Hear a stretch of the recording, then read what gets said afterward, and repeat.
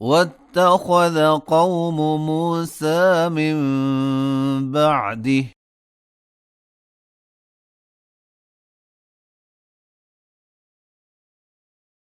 من حليهم عجلا جسدا له خوار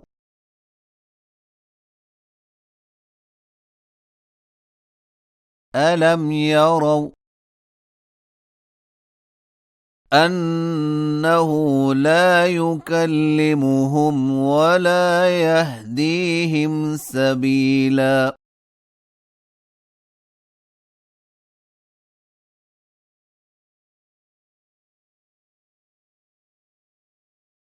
اتخذوه وكانوا ظالمين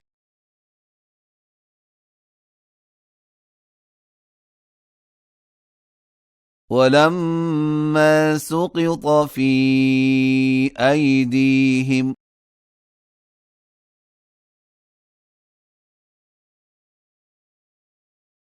ورأوا أنهم قد ضلوا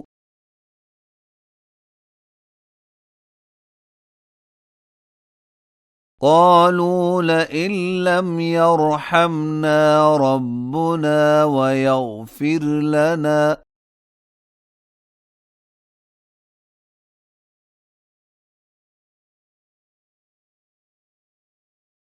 لنكونن من الخاسرين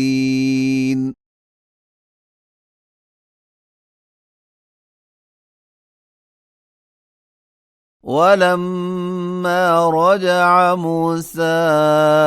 إلى قومه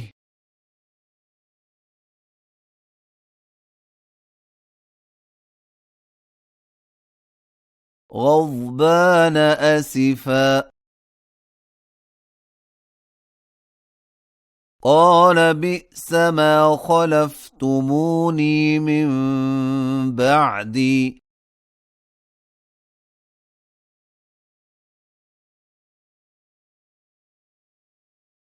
أعجلتم أمر ربكم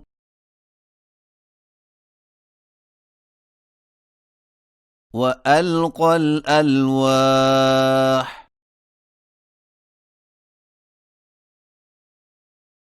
وأخذ برأس أخيه يجره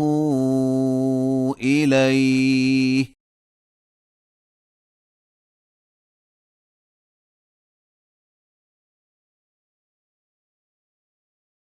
قال ابن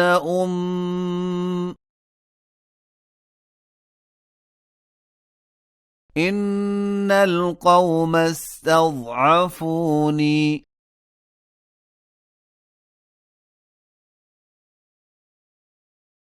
وكادوا يقتلونني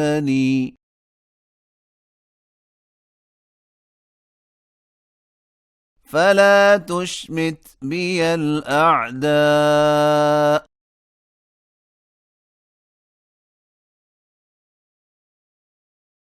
ولا تجعلني مع القوم الظالمين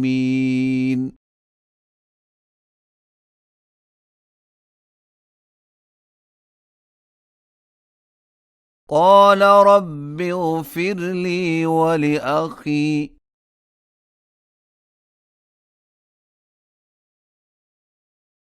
وأدخلنا في رحمتك